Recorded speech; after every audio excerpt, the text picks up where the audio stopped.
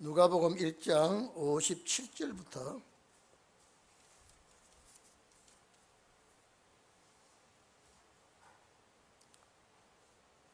66절까지 우리 다 같이 합독합니다. 시작.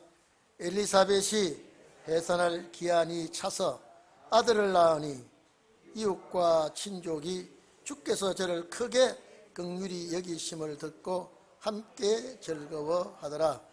8일이 되매 아이를 할례하러 와서 그 부친의 이름을 따라 사가랴라 하고자 하더니 그 모친이 대답하여 가로되 아니라 요한이라 할 것이라 하매 저희가 가로되 내 친족 중에 이 이름으로 이름한 이가 없다 하고 그 부친께 형용하여 무엇으로 이름하려는가 물으니 저가 석판을 달라 하여 그 이름은 요한이라 쓰매 다 기히 여기더라.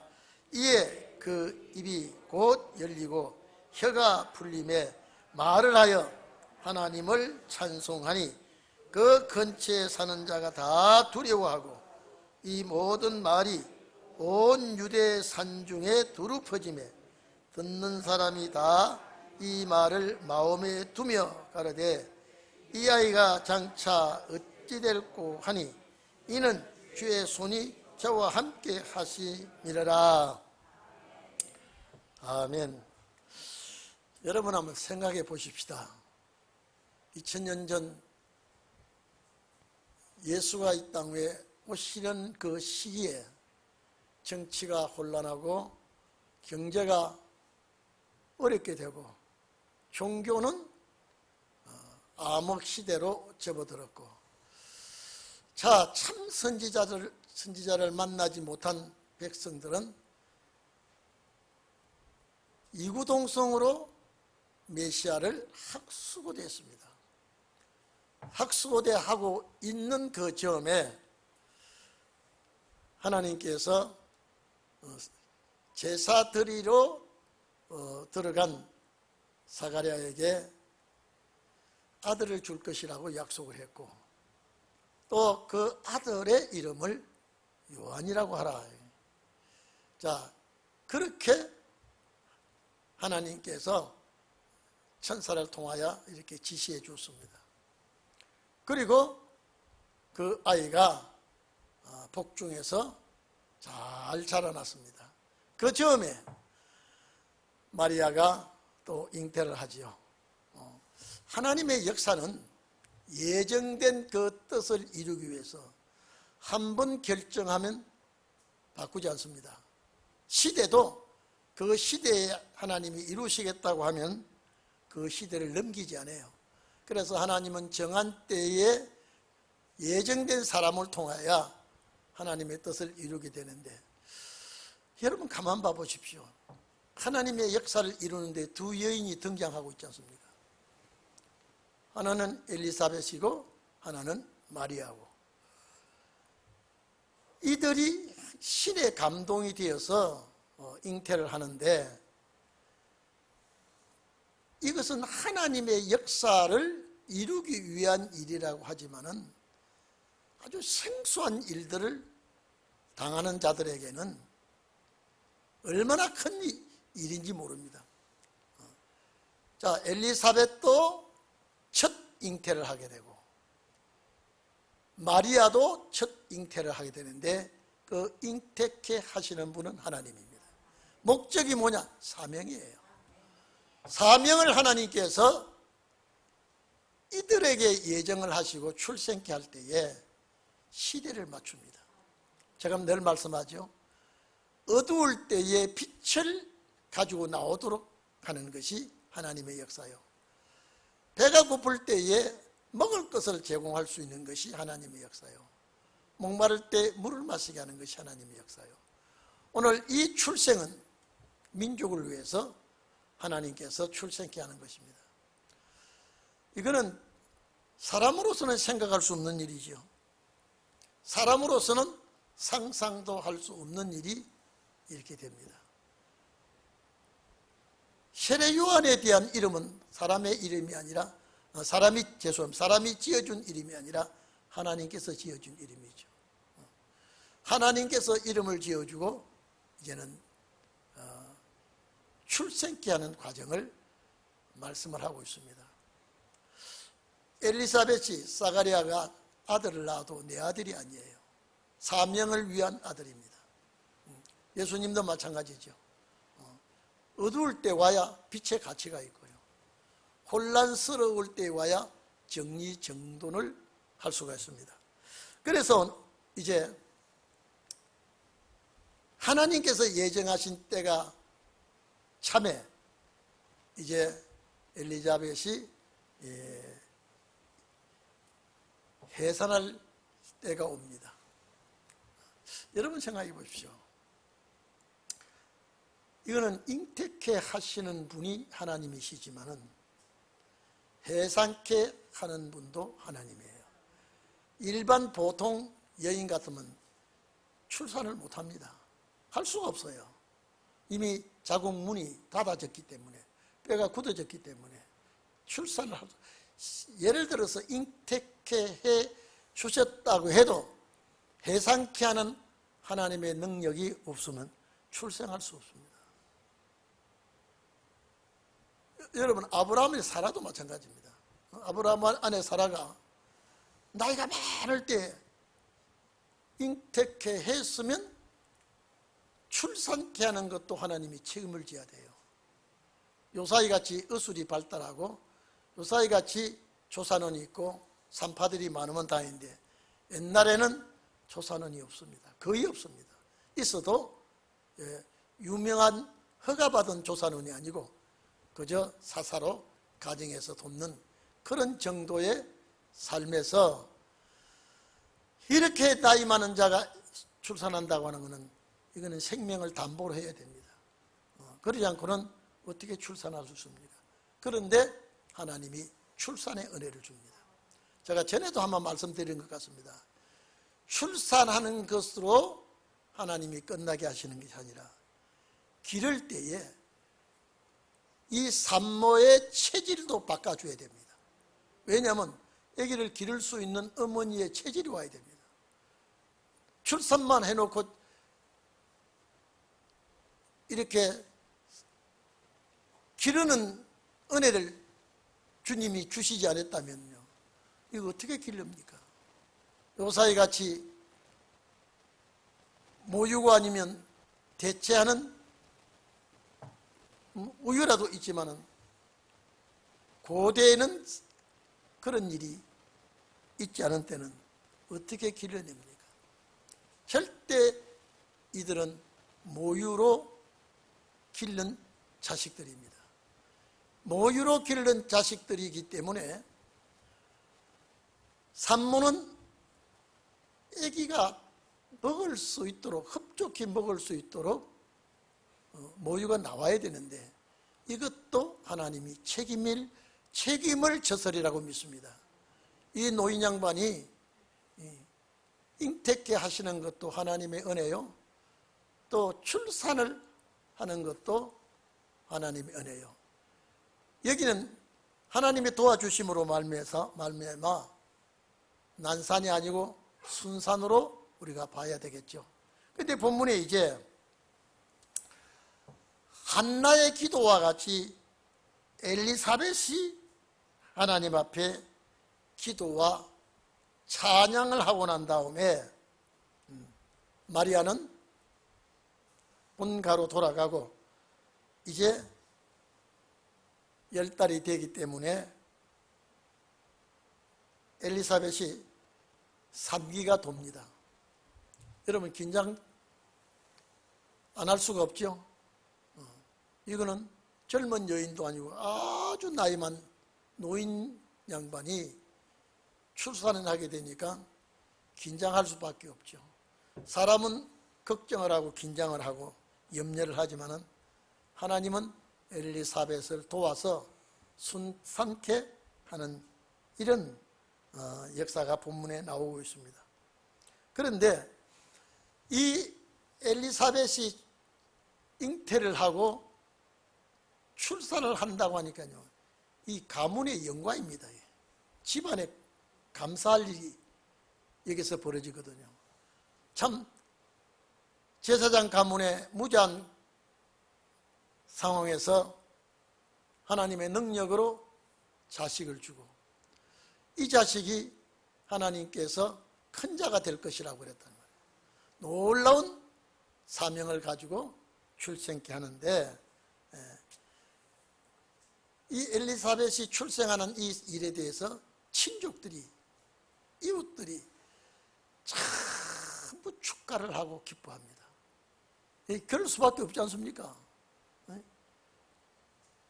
자녀를 낳을 수 없는 가정에서 자녀를 낳게 되고, 또 잉태할 수 없는 환경에서 잉태가 되고, 또 출산을 하고, 이런 소문이 이제 친족들에게 퍼지니까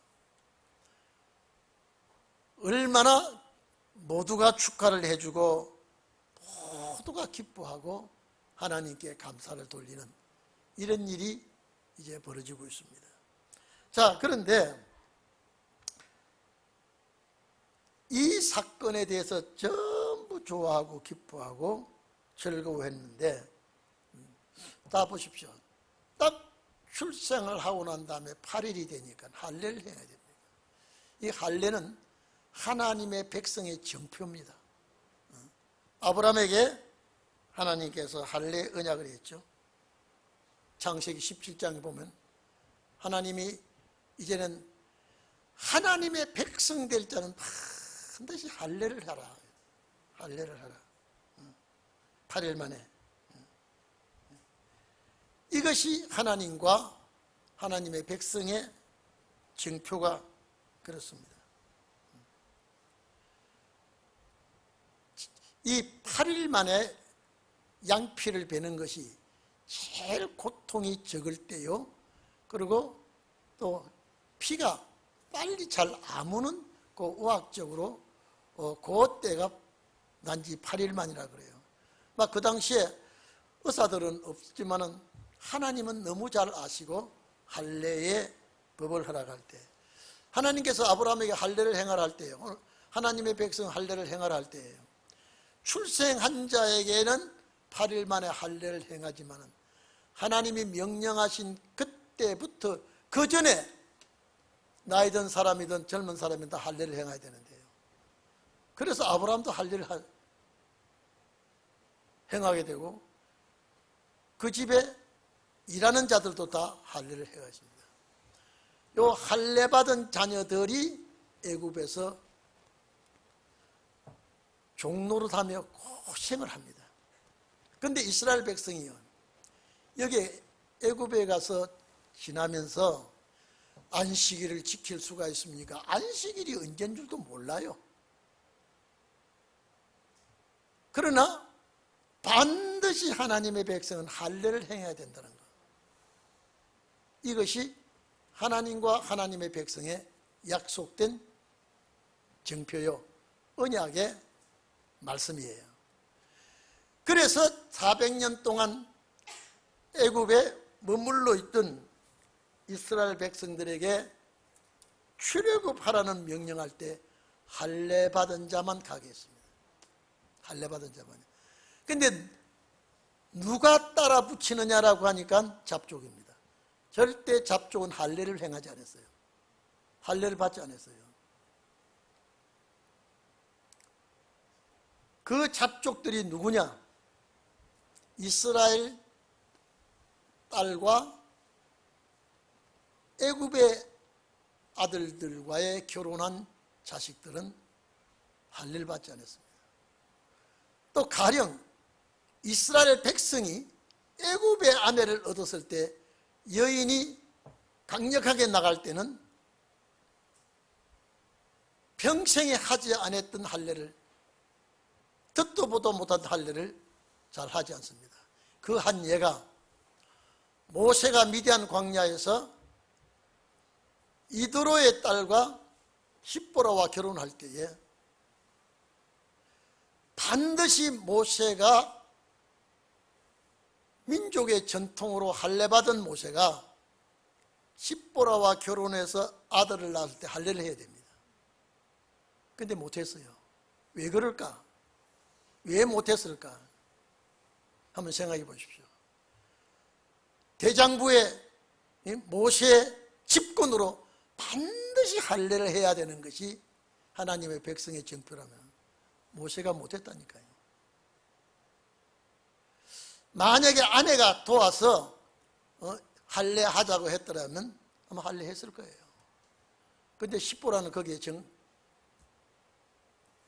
듣도 보다 못한 자식에게 그런 피를 흘리게 하는 할례를 십보라가 협력할 수가 없었을 것이죠. 자식은 낳았지만은 모세는 양치는 호렙산을 넘나들며 양을 치고 있을 때에 여러분 봐보십시오. 40년이에요. 호렙산 양치는 기간이요. 미디안 광야 와서 십보로를 얻은 기간하고 40년하고 생각해 보십시오. 아마 그 자식들이 나이가 제법 꽤 들었을 거예요.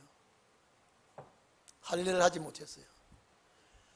그래서 하나님께서 할례받은 백성을 이끌어내라고 모세에게 찾아왔을 때에 도중에 너 자식을 할례를 못하고 어떻게 할례받은 내 백성을 이끌어내겠느냐고 하나님이 불호령을 내립니다.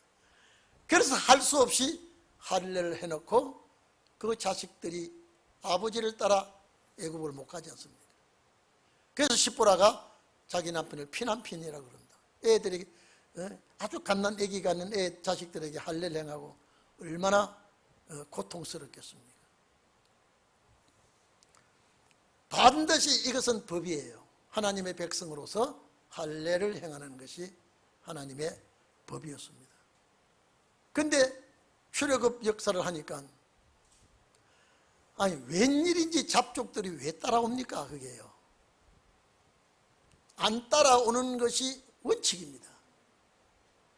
근데 따라붙여요. 왜 따라붙이느냐? 모세와 이스라엘 백성들에게 하는 하나님의 역사, 바로와 그 애굽 백성들에게 내리는 재앙을 보니까요, 이게 보통 사건이 아니구나. 이 히브리 민족을 따라가면 반드시 우리에게 복이 있겠구나. 그냥 따라붙입니다. 하나님을 모르고 가만 내버려 두었을까요? 이것을 통하여 시험 도구를 사용합니다. 할례받지 못한 자는 한 사람도 가나안 땅 못 들어갔습니다. 다 죽여버렸습니다.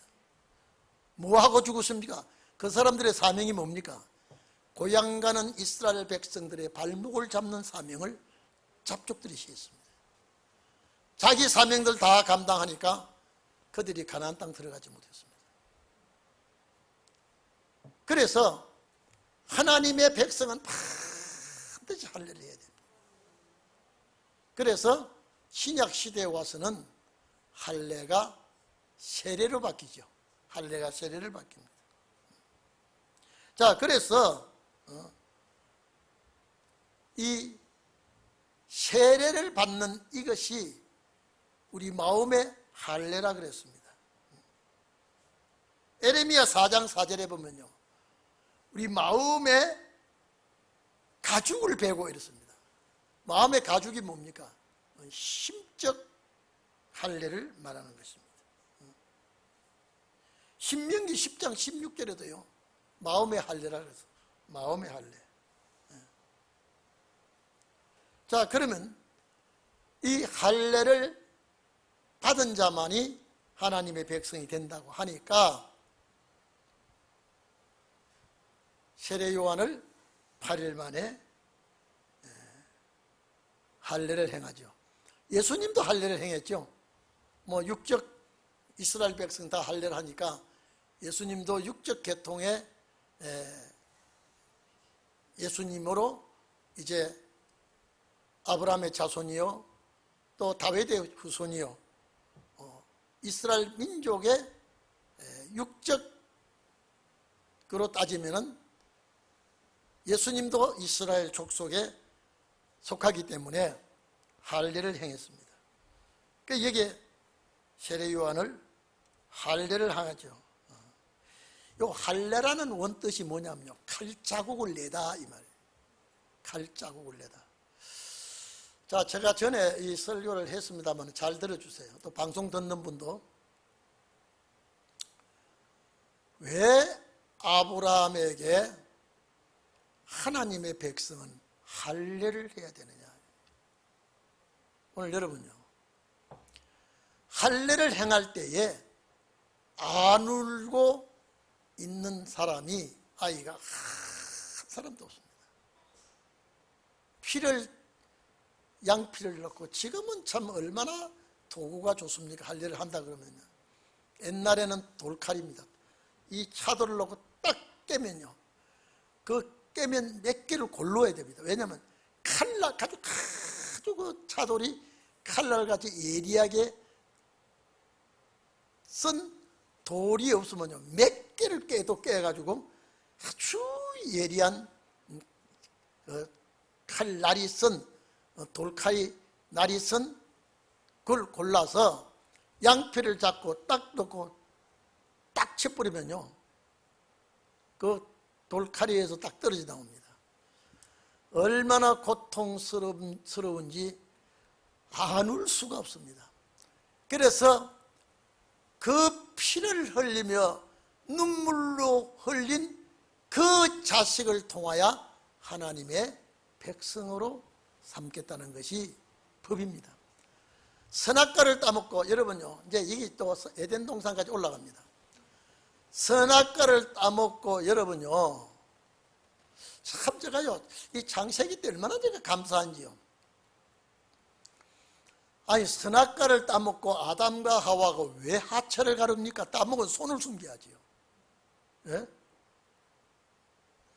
저는 신학교 다닐 때 선악과 따먹는 이 사건 가지고요, 문제를 많이 제가 걸다가 상당히 야단을 많이 맞았습니다만은요, 왜 하나님이 따먹을 걸 보시고 알고 계신데 왜 안 말려고? 이거는 죄를 짓도록 원인을 제공한 분이 하나님이다, 이러면서 제가 했는데, 나중에 그 하나님의 섭리를 알고 나서 제가 하나님 앞에, 내가 참 잘못했습니다, 그 과정을 통하여 예수를 보내는 그 길목을 이렇게 선악과를 통하여 하셨구나 하는 걸 신학교 때는 못 배웠거든요. 자, 여러분, 에덴 동산에 딱 두 사람입니다. 아담과 하와요. 맞죠? 두 사람 맞죠? 첫 조상이니까 아담의 갈빗대를 뽑아서 아내를 만들고 하와가 됐으니까. 근데 선악과를 따먹고 남편도 이 먹고 난 다음에 단 둘이 있는데, 예? 뭐가 부끄러워서 무화과나 모피를 꺾어서 하체를 왜 가릅니까? 딱 둘밖에 없는데. 이상하지 않습니까? 이 대답을 제가 많이 듣고 싶었습니다. 차라리 이놈은 먹었으니까, 이놈은 이 주둥아리가 이게 이 선악과를 넘겼으니까 이렇게 나와야죠. 네? 입을 가리든지. 안 그러면 이놈은 손이 하나님의 명령을 어기고 땄으니까 이 손을 묶어버리고 뒤 감춰줘야지. 왜 아담과 하와가 하체를 가리느냐. 무엇 때문에? 하체가 시킨 건 아니잖아요. 왜 하체를 가리느냐. 이것은 딱 선악과를 먹고 나니까 하나님의 형상을 닮은 자녀 출생이 멈춰버렸습니다. 무슨 말인지 이해됩니까? 네? 선악과 딱 먹고 난 다음에, 이제 선악과 먹고 난 다음에 뭐가 내 몸에 들어왔습니까? 죄의 질이 들어왔습니다. 죄의 질이 딱 들어오고 난 그 이후에 하나님의 형상으로 출생할 자식이 멈춰버리니까요. 이제 그 자식을 놓을 수 없게 되니 하나님 앞에 이런 부끄러움이 어디 있냐. 이제 죄 없는 자식을 못 낳아. 이제는요, 죄 없는 자식을 놓을 수 없게 된 이 문제가 하나님 앞에 큰 범죄가 된 거예요. 하나님의 형상으로 자녀를 못 낳아요. 그 출생의 책임이 우리 두 사람에게 선악과를 따먹은 이유에 있기 때문에 그래서 하체를 가는 거야. 이제 그 자식을 못 낳으니까. 이제는 그 자식을 놓을 수가 없으니까. 무슨 말씀이 이해가 돼요? 그래서 하체를 가르게 되었고, 이제는 하나님의 형상으로 닮은, 외형은 닮았을지 몰라도 이제는 영적 문제는 완전히 죽어버렸습니다. 이제 출생하지 못해요. 그 세계에서 하나님의 그 영적 사람으로서 출생할 수가 없는 이 부끄러움을 두 내외가 함께 가리고 있었습니다. 그 이후에 성경 보면은 이제 하나님의 형상 닮은 자식이 나지 아니하고 아담의 형상으로 자식을 낳게 됩니다. 이게 죄의 자식이에요. 그래서 수천 년 내려옵니다. 오랜 세월 내려옵니다. 근데 하나님께서 아브라함에게 에덴 동산에서 하체를 가린 그 생식기를 잘라서 울며 피를 흘리면서 난 자식을 하나님의 자식으로 인정하겠다. 이해되십니까? 이제는 어떤 자식이라야 하나님의 자식이 되느냐? 피를 흘리는 그 자식의 혈통이라야 하나님의 백성으로 인정을 하겠다 이 말이에요. 피를 흘릴 때 울고 불고 막 몸부림친 그 기관을 통해서 난 자식이라야 하나님의 자식으로 인정하겠다고 하니, 이 베일이 창세기 아담과 하와가 무화과나무 잎을 가렸던 그 광경을 베낍니다. 이제는 하나님의 자녀로 이제 인정을 하고 한 민족을 출생케 하는 것이 할례받은 아브라함의 자손들로 하나님의 백성을 만들게 되는 것입니다. 그 전통을 아브라함 때부터 계속 내려옵니다. 그러나 단 이스마엘 계통은 안 합니다.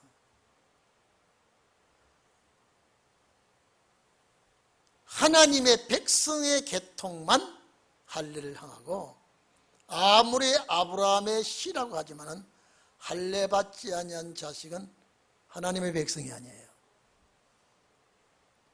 그래서 하나님의 백성은 전통이 뭐냐? 할례 행하는 전통이에요. 그래서 이 할례 행하는 계통의 전통을 이어가는 건 누구냐? 이제는 아브라함과 이삭 할례 행하죠. 또 야곱, 그 후손들이 쫙 할례 행한 백성들이 애굽에 들어가서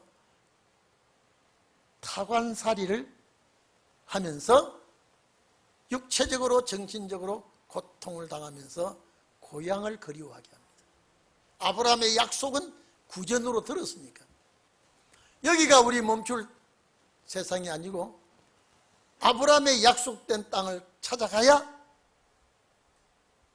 우리에게 축복이 있을 것이라는, 성경도 없는 시대지만은 구전으로 내려왔습니다. 그래서 할례받지 아니한 자가 할례받은 자를 억압을했습니다. 할례받지 아니한 자는 타향살이를 하지 않아도 할례받은 자만은 타향살이를 했습니다. 할례받지 아니한 자는 자기 마음대로 세상살이를 잘하는데, 할례받은 자는 억압을 받고 살았습니다. 오늘 우리가 세상 사람들과 세례받은 성령의 역사 속에서 세례받은 우리의 삶이 달라지고 있습니다. 그래서 우리는 이곳에서 영적으로나 육적으로나 타향살이를 하고 있다는 것이 확실히 느껴지고 있습니다. 그래서 신약 시대에 와서는 할례가 세례를 바뀌고 마음의 할례를 하라, 이렇게 성경은 기록되어 있습니다. 마음의 할례. 신명기서 10장 16절에 마음의 할례를 하라고 했을 때에 그들이 느끼기에는 무슨 할례를 해야 된다는 말입니까? 양피를 베는 할례가 원 할례인데 마음의 할례를 하라고 하나님 모세를 통하여 한 것은 이거는 예언이에요. 훗날 신약시대에 정말로 이제는 마음의 가죽을 베고 에레미야 4장 4절의 말씀같이 그렇게 하도록 해놓았습니다. 이 할례는 절대적인 하나님의 말씀에 순종하는 겁니다. 칼자국을 내다. 왜 양패다? 여러분 봐보십시오. 칼자국을 팔에나 어깨나 손가락에 아무나 낼 수가 있죠.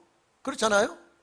아무데나 피를 내면 칼자국을 내면 어디든지 낼 수가 있는데 왜 하필 양피냐라고 할 때에 피 흘리면서 울며 불며 피 흘린 그 통로를 통해서 자녀를 출산해야 하나님의 자녀라고 인정하니까 창세기 2장 선악과 따먹고 무화과 나무 잎을 가린 그때부터 이제는 하나님의 백성이 될 수가 없었어요. 하나님의 백성이요.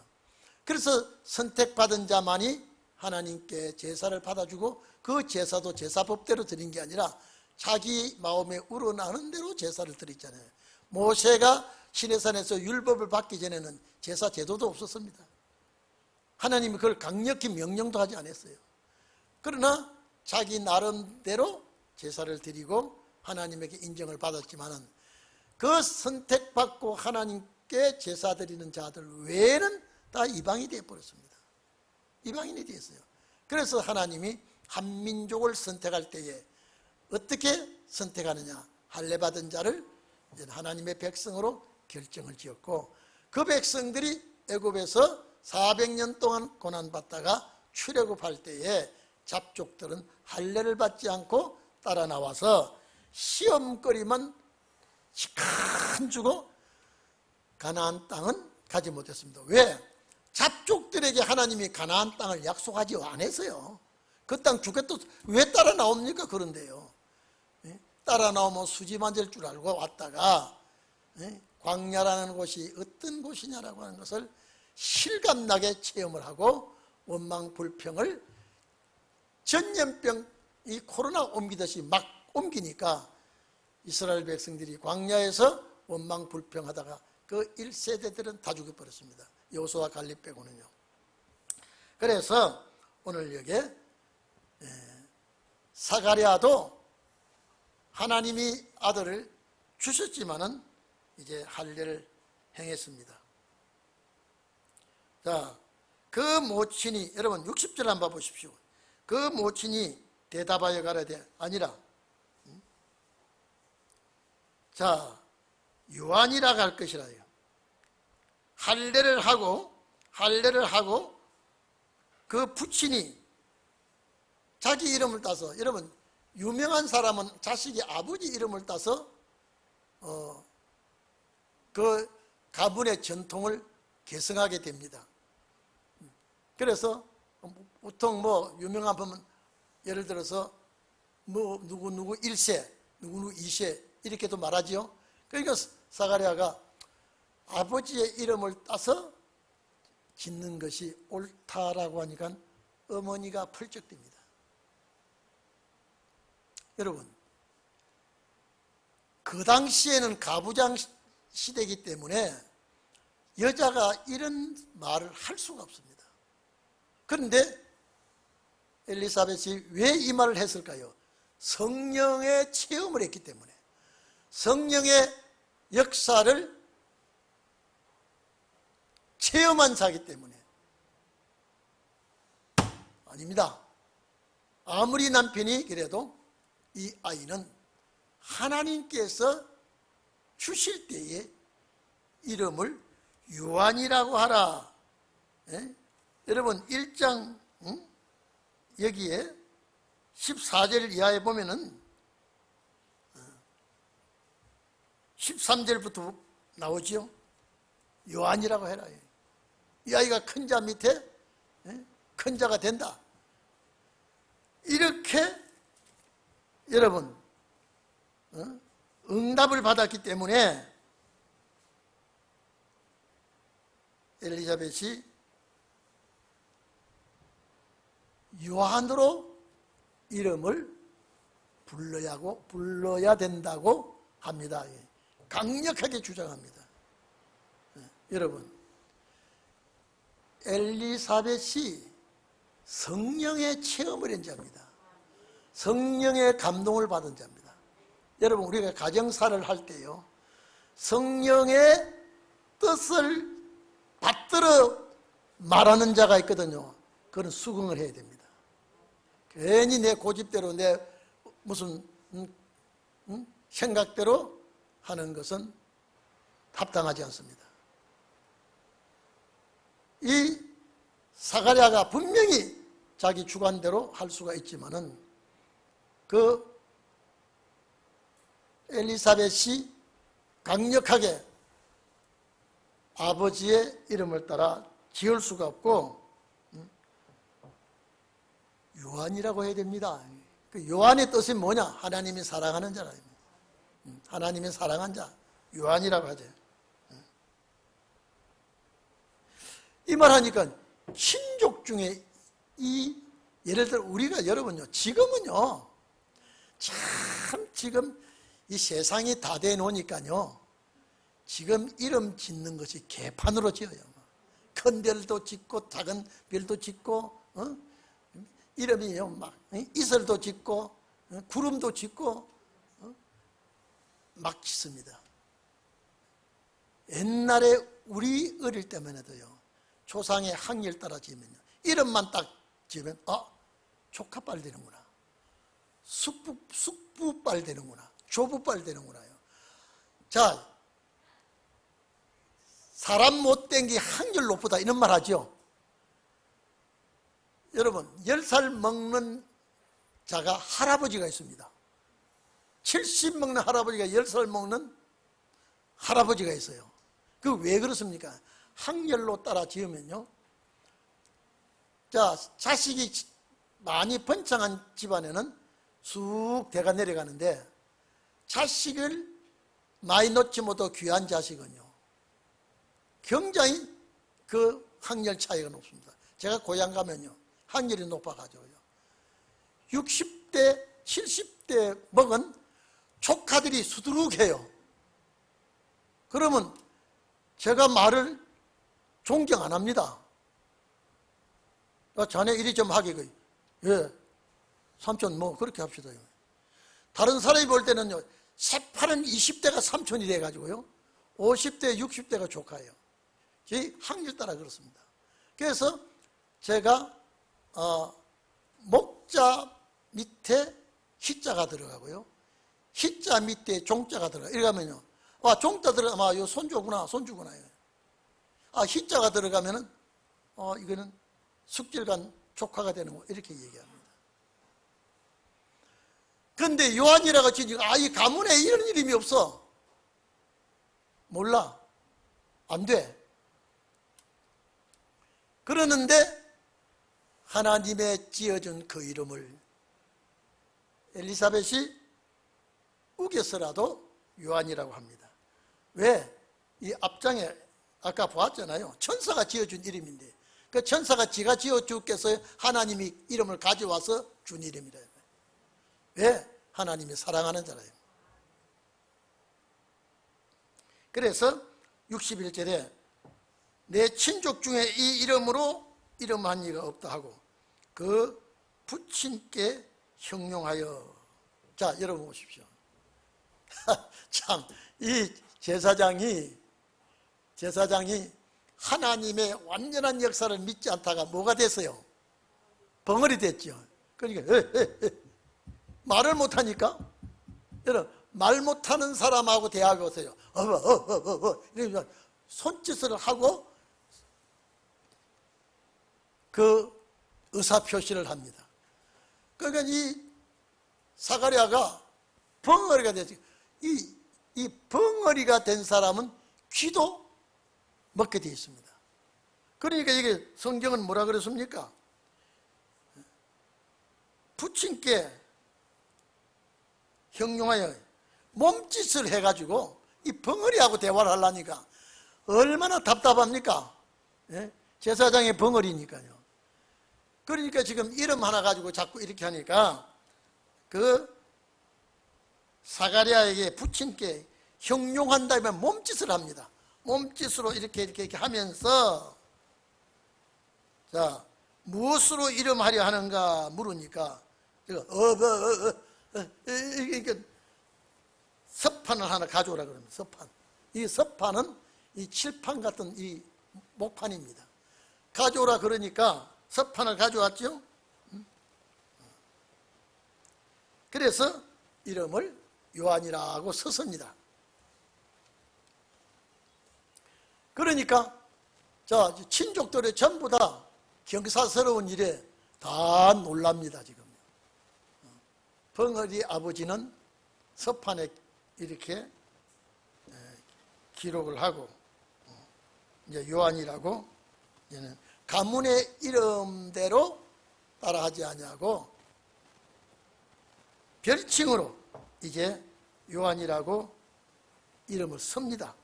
그러니까 다른 사람들이 다 이 일에 놀라더라 그랬습니다. 이 일에 놀라더라. 이에 그 입이 고질리고 여러분 이리 좀 보십시오. 이게 하나님의 역사예요. 이게 지금 여러분요 몸소 체험한 역사가 나옵니다. 자, 이 서판에 자, 이름을 뭐라고 써야 돼요? 요한이라고 딱 쓰고 자, 요한이라고 결정 나니까 엘리사벳이 말대로 사가랴의 입에 이제 막혔던 입이 풀려서 말을 하게 됩니까? 여러분 놀랄 일 아닙니까? 이게 지금 출생한 이 감사보담도 이 요한이라고 이름을 부르고 이 아버지가 그 이름을 쓰고 이제 사가랴가 말문이 툭 터지니까 아이 도대체 이게 어떻게 된 거야 이게? 아들 하나 낳은 사건을 가지고 지금 이름 하나 짓고 이 지금 여러분 아이고, 여러 가문 친지들이 모여 있는 자리거든요. 모여 있는 자리에 이 서판에 이름을 쓰고 이제 이 아이를 요한이라고 하니까 비로소 제사장 말문이 툭 터지니까요. 이게 뭐야 이게? 도대체 이 아이가 별난 아이 아닙니까? 별난 아이 아니냐 이 말이에요. 여러분 가정에 이런 일이 터졌다 그러면요, 이 놀랄 일이에요. 이게 지금요. 우리가 그 시대를 올라가서 그 자리에 여러분이 있다 그러면요, 아마 우리도 같이 놀랄 거예요. 야, 이거 좀 봐라 이게. 이 애가 이게 도대체 보통 애가 아니구나 이게. 이 애가 뭐 되려고 이렇게 이 애가 지금 이름을 짓고 나니까 이제 말문이 터지고 이제 제사장이 제사장 짓을 바로 하게 되고. 자, 여러분 이런 역사가 자, 우리 여러분요, 사람들이 다 이제 이 엘리사벳과 사가랴와 요한의 문제 때문에 이제는 경장하죠. 지금 이게 지금 떠들썩하게 됩니다. 이 애가 도대체 무슨 애냐, 어떻게 될 것이냐. 자, 76절에 한번 봅시다. 그러면 여기서 답이 나옵니다. 자, 한번 다 같이 합독으로 시작. 이 아이여, 내가 지극히 높으신 이의 선지자라 일컬음을 받고, 거기까지 봅시다. 자, 봅시다. 자, 여기서 지금 이 아이가 어떻게 돼요? 지극히 큰, 작게 큰 누구요? 선지자가 돼요. 자, 그러면 이 앞절에는 지극히 큰 자가 된다 그랬죠? 앞절에는 15절에는 지극히 큰 자가 된다 그랬다. 오늘 여기 75절에는 지극히 큰, 지극히 높으신 선지자가 된다 이 말이죠. 이게 사명이에요. 이게 사명. 오늘 여러분들도 지극히 높은 자가 되시기를 축원합니다. 그리고 지극히 큰 뭐가 돼야 돼요? 지극히 높은 뭐요? 지극히 높으신 이의 선지자가 되기를 축원합니다. 이게 한 역사의 장이 시작되고 있습니다. 지극히 높으신 선지자가 될 것이다. 높으신 자의 선지자, 사명입니다. 이분을 통해서 은혜 시대의 여명이 열리기 시작하고요. 뭐라 그랬습니까? 여자가 낳은 자중에 아담 이후에 다 여자가 낳았죠. 여자가 낳은 자 중에 세례 요한보다 큰 자가 없다. 그러니 어떤 선지자입니까? 대단히 높으신 자의 큰 선지자라. 큰 사람이요 큰 선지자가 요한입니다. 세례 요한이요. 오늘 여러분, 우리는 은혜 시대에서 신은의 날로 바뀌면서 여러분은 큰 자가 되시고 큰 선지자가 되시기를 축원합니다. 우리 기도합시다.